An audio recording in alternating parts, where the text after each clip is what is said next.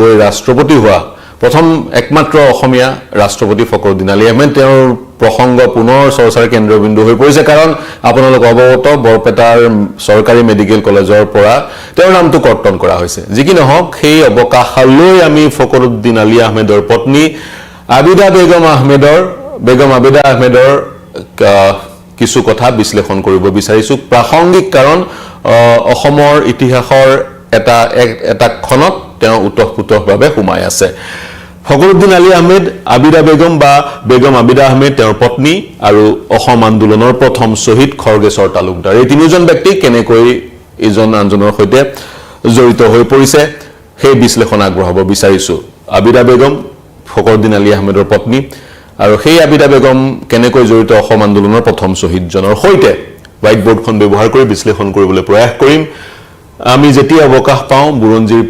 পৃষ্ঠাবোৰ উটিয়াবলৈ চেষ্টা কৰোঁ মূলত সমসাময়িক যি অসমৰ বুৰঞ্জী বিশেষকৈ 1979 চনৰ পৰা 1985 চনলৈ যি অসমৰ বুৰঞ্জী সেই বুৰঞ্জী অসমৰ ৰাজনৈতিক সামাজিক দৃশ্যপট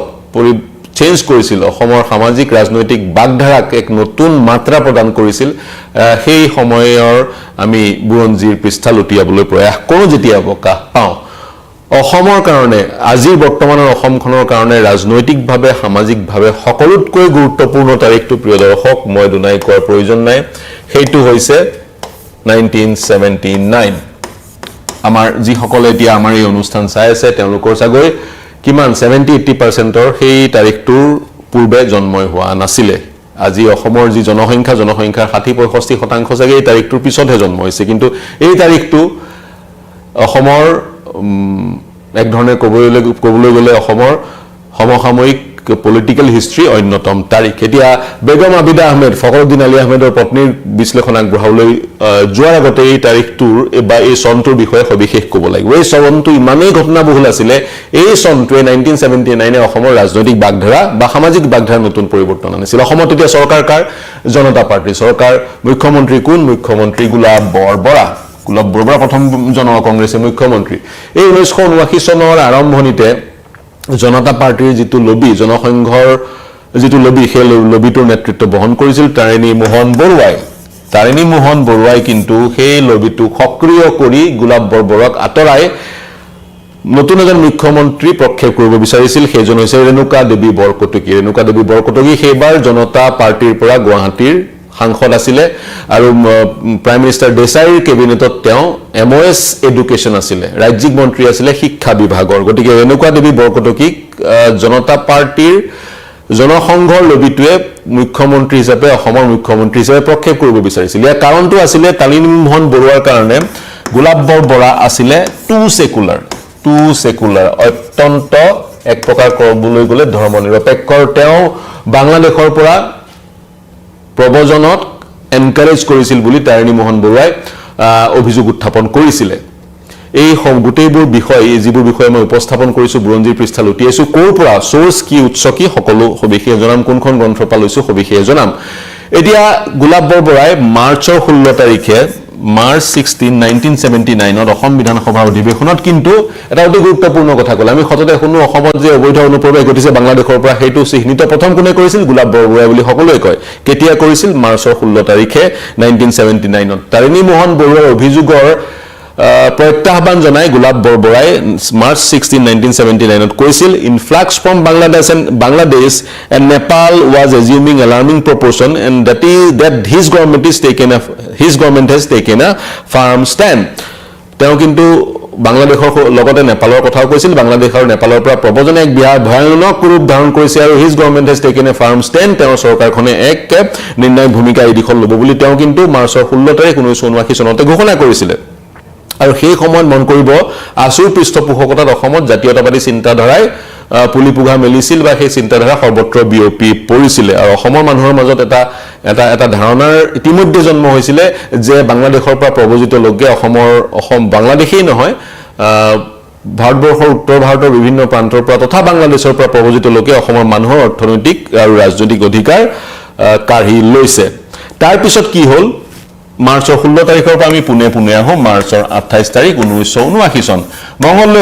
মঙ্গলদৈ লোকসভা সমষ্টিত তেতিয়া সাংসদ আছিল জনতা পাৰ্টিৰ হীৰালাল পাটোৱাৰী হীৰালাল পাটোৱাৰীৰ আকস্মিক মৃত্যু ঘটে আৰু হীৰালাল পাটোৱাৰীৰ মৃত্যুৱে অসমৰ ৰাজনীতিত নতুন এক বাগধাৰাৰ সৃষ্টি কৰে অসমৰ ৰাজনীতিত এক নতুন গতি প্ৰদান কৰে কেনেকৈ হীৰালাল পাটোৱাৰীৰ মৃত্যু হয় মাৰ্চৰ 28 তাৰিখ 1979ত হীৰালাল পাটোৱাৰীৰ মৃত্যুৰ পিছত বাই ইলেকশ্যনৰ অৱকাশ আহে বাইপোলৰ অৱকাশ আহে ক'ত মঙ্গলদৈত কাৰণ সাংসদজনৰ মৃত্যু হৈছে বাইপোলৰ অৱকাশ আহে ইলেকশ্যন কমিছনে বাইপোল ঘোষণা কৰাৰ পূৰ্বে মঙ্গলদৈ লোকসভা সমষ্টিৰ সামাৰী ৰিভিজনৰ নিৰ্দেশ দিয়ে আৰু সামাৰী ৰিভিজনৰ 21 মে আছিলে ক্লেইমছ আৰু অবজেক্টিভ ফাইল কৰাৰ সময় তাৰ পিছতে 15 জুন আছিলে এই ক্লেইমছবোৰ যিবোৰ ক্লেইমছ আৰু অবজেক্টিভ কোনোবাই জমা কৰিব সেইবোৰ ডিসপোজেল কৰাৰ অন্তিম তাৰিখ আৰু 20 জুন আছিলে ফাইনেল ইলেক্টৰেল ৰোল পাব্লিছ কৰাৰ তাৰিখ আৰু সেই মৰ্মে সকলো কাম আগবাঢ়িলে কিন্তু দেখা পোৱা গ'ল কিছুদিনৰ পিছতে ফাইনেল ইলেক্টৰেল ৰোল চূড়ান্ত ভোটাৰ তালিকা প্ৰকাশ কৰাৰ দিন পিছুৱাই 14 আগষ্ট 1979 চন কৰা হ'ল 1979 কৰা হ'ল কিয় কৰা হ'ল সেই বিষয়ে বিশ্লেষণ আগবঢ়াম যেতিয়া যেহেতু এটা সেন্সে প্ৰিভেইল কৰিছিল এক ধাৰণাৰ অসমত সৃষ্টি হৈছিল বিশেষকৈ মঙ্গলদৈতে সেই ধাৰণাই বিশেষকৈ গা কৰি উঠিছিল যে অসমৰ ভোটাৰ তালিকাত অবৈধ বাংলাদেশীৰ নাম অন্তৰ্ভুক্ত হৈছে যেহেতু উপনিৰ্বাচন হৈছে ইলেকশ্যন কমিছনে সামাৰী ৰিভিজন আৰম্ভ কৰিছে গতিকে প্ৰশাসনেও দায়িত্ব ল'লে এনে এক প্ৰক্ৰিয়াৰ মাজেৰে যাতে ভোটাৰ লিষ্টখন প্ৰস্তুত কৰা হয় যাতে অবৈধ বাংলাদেশীৰ নাম তাৰ পৰা কৰ্তন হয় হিৰণ্য ভট্টাচাৰ্য তেতিয়া আছিল ডিআইজি বৰ্ডাৰ পুলিচৰ চিফ সেক্ৰেটাৰী আছিল আৰএছ পৰমশিৱম আৰু কেপিএছ গিল অসম আৰক্ষীৰ জ্যেষ্ঠ বিষয়া আছিল আৰু বৰ্ডাৰ পুলিচৰ এছপি আছিল প্ৰেমকান্ত মহন্ত হল এতিয়া তাৰ মাজতে জুনৰ 27 তাৰিখ জুন 7 1979ত গোলাপ বৰবৰা পালেগৈ দিল্লী তেওঁ দিল্লী গৈ প্ৰাইম মিনিষ্টাৰ দেশাইৰ সৈতে দীৰ্ঘ সময় 2-3 ঘণ্টা এখন বৈঠকত মিলিত হ'ল আৰু তাৰ পিছত চানডে নামৰ যিখন নিউজ মেগাজিন আছিল আপোনালোকৰ চাগৈ মনত আছে সেই নিউজ মেগাজিনখনে এটা আৰ্টিকেল পাব্লিছ কৰিছিল য'ত তেওঁলোকে গোলাপ বৰবৰা কোট কৰিছিল আৰু কৈছিল গোলাপ বৰবৰাই দেশাইক ৰিকুৱেষ্ট কৰিছিল যাতে অসমত যিসকল ইলিগেল বাংলাদেশীয়ে প্ৰৱেশ কৰিছে অনুপ্ৰৱেশ কৰিছে বাংলাদেশীৰ তেওঁলোকক পুশবেক কৰা যাওক আৰু সেই কাৰণে প্ৰাইম মিনিষ্টাৰ দেশাইয়ে ইলেকশ্যন কমিছনক কৈছিল ইলেক্টৰেল ৰোল প্ৰকাশ কৰা অন্তিমটো তাৰিখ পিছুৱাই দিবলৈ যাৰ পৰিপ্ৰেক্ষিতত 14 আগষ্ট 1979 ভোটাৰ তালিকা সামাৰী ৰিভিজনৰ পিছত মঙ্গলদৈৰ ভোটাৰ তালিকা প্ৰকাশ কৰা চূড়ান্ত ভোটাৰ তালিকা প্ৰকাশ কৰা 14 আগষ্ট 1979 চনটো অন্তিম দিন হিচাপে ধাৰ্য কৰা হৈছিল তাৰ পিছত কি হৈছিল আনোৱাৰা টাইমুৰ অসমৰ একালৰ 1980 চনত কিছুদিনৰ কাৰণে কেইমাহমানৰ কাৰণে মুখ্যমন্ত্ৰী আনোৱাৰা টাইমুৰ ঘনিষ্ঠ আছিল ইন্দিৰা গান্ধীৰ ঘনিষ্ঠ আছিল ইন্দিৰা গান্ধী যেতিয়া 1977 চনত নিৰ্বাচনত পৰাজিত হৈ জেলত কিছুদিন থকাৰ পিছত একেবাৰে ৰাজনৈতিক এক্সাইলত গুচি গৈছিল তেতিয়া আনোৱাৰা টাইমুৰে তেওঁৰ দলগাঁও সমষ্টিটো ইন্দিৰা গান্ধীক অফাৰ কৰিব বিচাৰিছিল আনোৱাৰা টাইমুৰ দলগাঁও সমষ্টিৰ বিধায়ক আছিল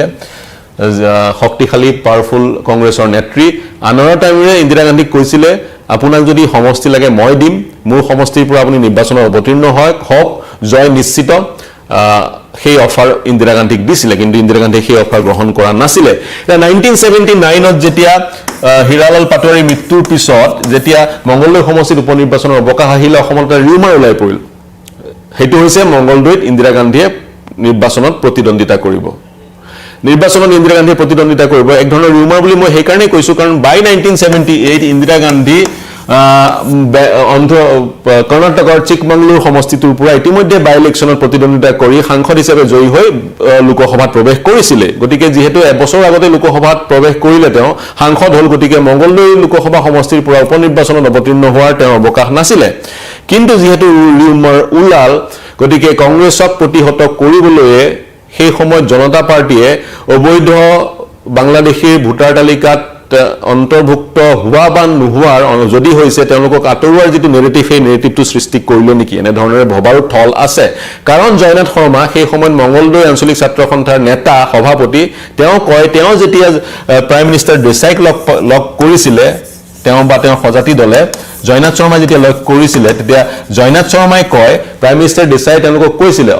যে অসমত কেৱল অসমীয়াই থাকিব নেকি কৈছিল তেতিয়া জয়নাথ শৰ্মা আৰু তেওঁৰ টিমে ত্ৰিপুৰাৰ উদাহৰণ দিছিল ত্ৰিপুৰাত কেনেকৈ স্থানীয় লোকসকল বা খিলঞ্জীয়া লোকসকল মাইনৰিটিলৈ পৰ্যবেক্ষিত হ'ল বা অসমত যাতে সেই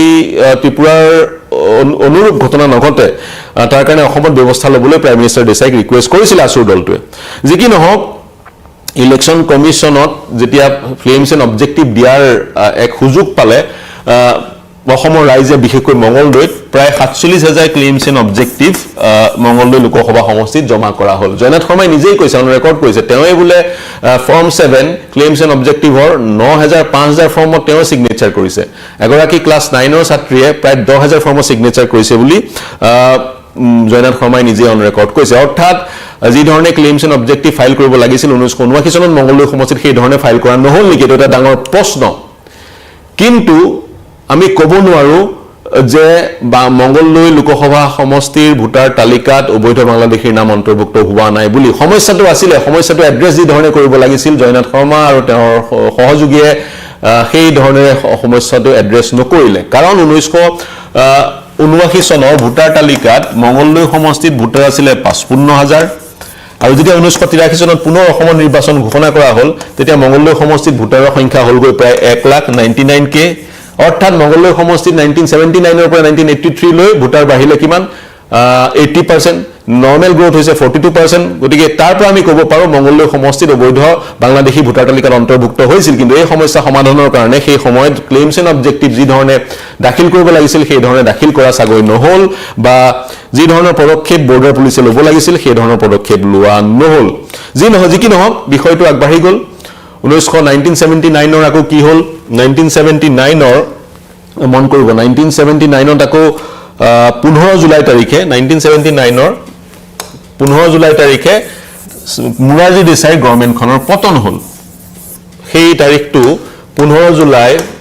1979 মুৰাৰজী দেশাই চৰকাৰখনৰ পতন হ'ল তাৰ পিছত কিছু দিনৰ কাৰণে চৰণ সিঙৰ এখন চৰকাৰ কেন্দ্ৰত আছিল কিন্তু সেইখন চৰকাৰৰ 22 আগষ্টত পতন হ'ল সেইখন চৰকাৰৰ 22 আগষ্ট 1979 পতন হ'ল এতিয়া আগৰ এটা তাৰিখ আপোনালোকৰ চাগে মনত আছে 14 আগষ্ট 1979 আছিল ভোটাৰ তালিকা চূড়ান্ত ভোটাৰ তালিকা মঙ্গলদৈত প্ৰকাশ পোৱাৰ তাৰিখ যেহেতু কেন্দ্ৰীয় চৰকাৰখনৰ পতনেই ঘটিলে গতিকে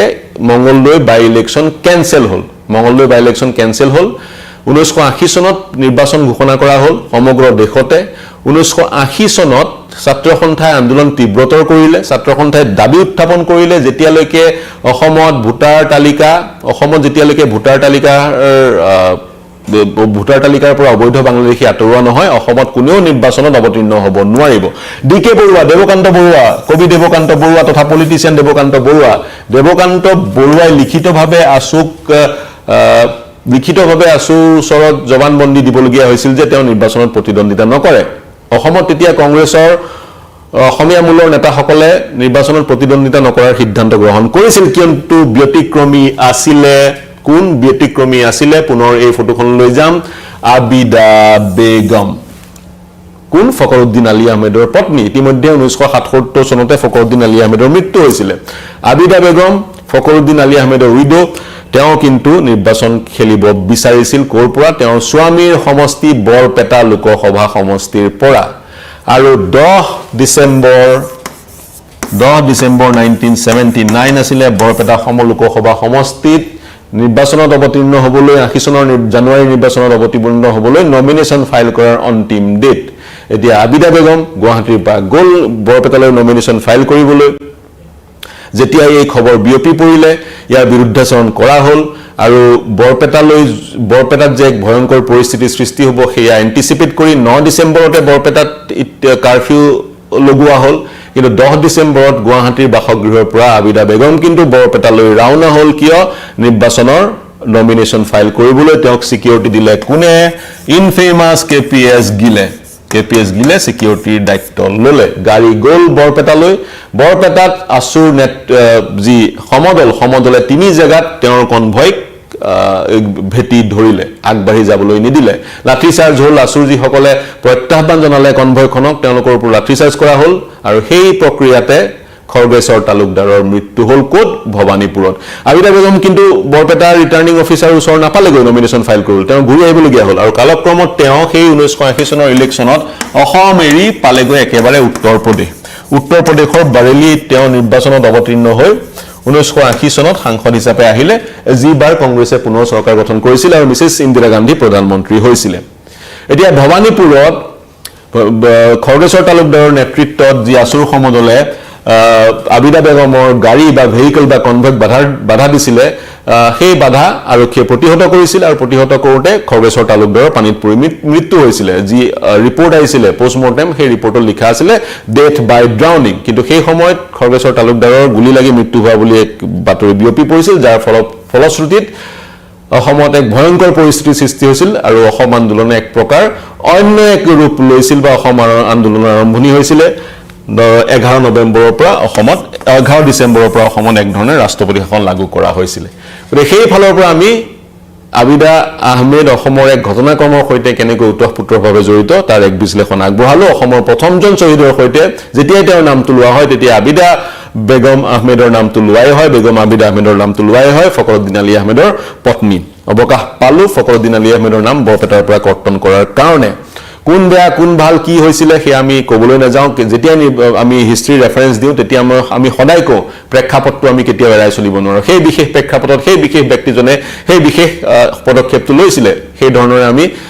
চাব বিচাৰো আমাৰ দৃষ্টিভংগী সেই ধৰণে হোৱা উচিত কিন্তু এইবাৰ বুৰঞ্জীৰ পৃষ্ঠাহে লুটি আছো কোন বেয়া কোন ভাল আমি ক'ব বিচাৰা নাই খৰ্গেশ্বৰ তালুকদাৰ অসম আন্দোলনৰ প্ৰথম শ্বহীদ আৰু তাৰ পিছত 6 বছৰ অসম আন্দোলন হ'ল 855 জন শ্বহীদ হ'ল অসম চুক্তি ৰূপায়ণ হ'ল গতিকে প্ৰথমজন শ্বহীদৰ সৈতে আবিদা বেগম এইদৰে সাঙুৰ খাই আছে প্ৰিয় দৰ্শক এয়া আছিল হিষ্ট্ৰীৰ এটা পৃষ্ঠা একৰ্ড ডিস্কৰ্ড নামৰ যিখন সংগীতা বৰুৱা পিছাৰতে গ্ৰন্থ সেই গ্ৰন্থখনৰ পৰা কিছু আমি তথ্য ইয়াত সংগ্ৰহ কৰি এই বিশ্লেষণটো আপোনালোকৰ সন্মুখত দাঙি ধৰিছো এই বিশ্লেষণটো যিখিনি কথা কোৱা হৈছে অন্য কি কোন গ্ৰন্থৰ পৰা লোৱা হৈছে কিন্তু মূলত এইখন গ্ৰন্থৰ পৰা লোৱা হৈছে গতিকে এই বিশ্লেষণটো কেনে পালে জনাব অতিৰিক্ত কিবা তথ্য দিব বিচাৰিলে আমাৰ ফেচবুক পেজ আৰু ইউটিউব চেনেলত প্ৰৱেশ কৰি সেই তথ্য দিব পাৰিব কমেন্ট সেকশনত লিখি এনে ধৰণৰ যেতিয়া অৱকাশ পাম বুৰঞ্জী আলোকপাত কৰিবলৈ আমি কৰি যাম অন্য এটা বিষয় লৈ পুনৰ আপোনালোকৰ ওচৰলৈ আহিম এতিয়ালৈ এৰিছো ধন্যবাদ